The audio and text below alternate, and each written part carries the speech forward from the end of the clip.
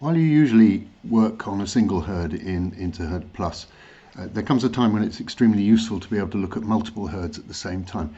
In this example, we're just looking at one particular herd, herd 100. But if I wanted to look at the performance of key performance indicators, for example, across the whole of my client base, what I would do is I would select the herd, click on the herd selector, and instead of clicking a single herd, I would click them all.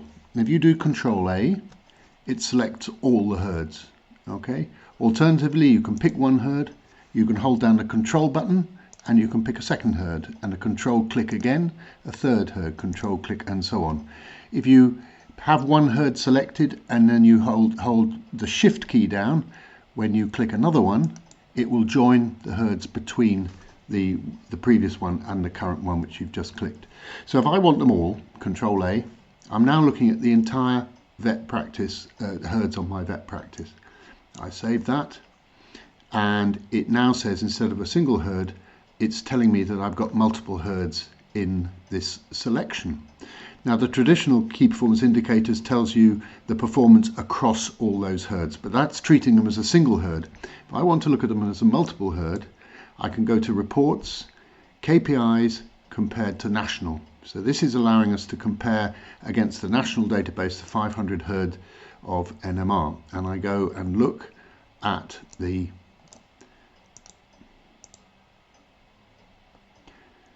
go and pick up the KPIs for the herd and so on.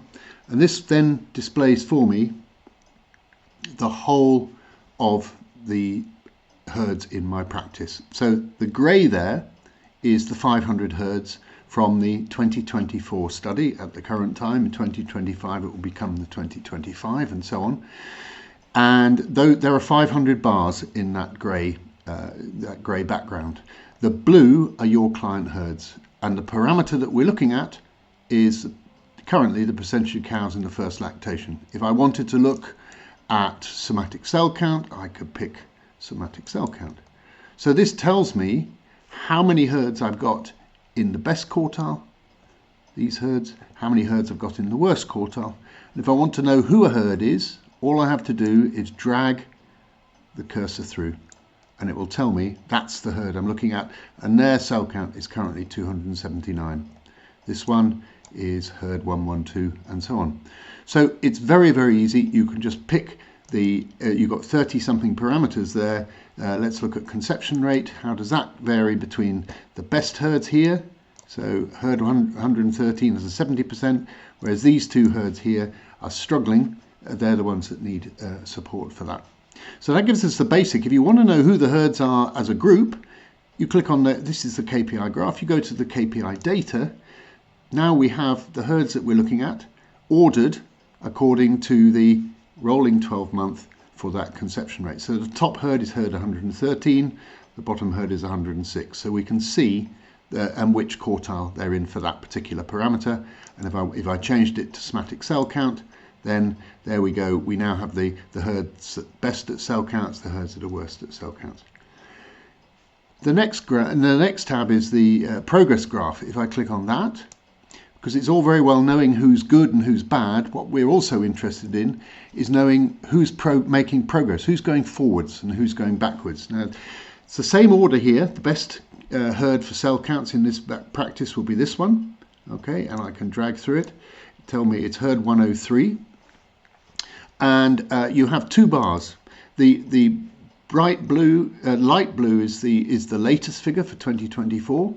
The dark blue is the same herd, but 3 years ago. The 3 is controlled by the figure up there. Yeah. So this herd is good at cell counts. They've always been good at cell counts compared to this herd here, herd 107, which had a cell count of 235 back in 2021, has now got a cell count of 107. So if you want to find a herd in your practice that's made real progress in that parameter, there you go.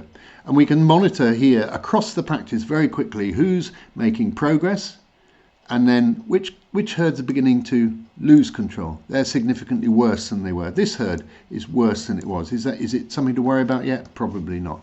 But in some parameters that would be important. So there you go. Again, for every single parameter in that list, you can list see who the herds are and the progress they've made. So if I then go to the progress data, that gives me the herd. So herd 103, 81 in 2024, it was 87 in 2021, and you can judge whether that's good, bad or indifferent.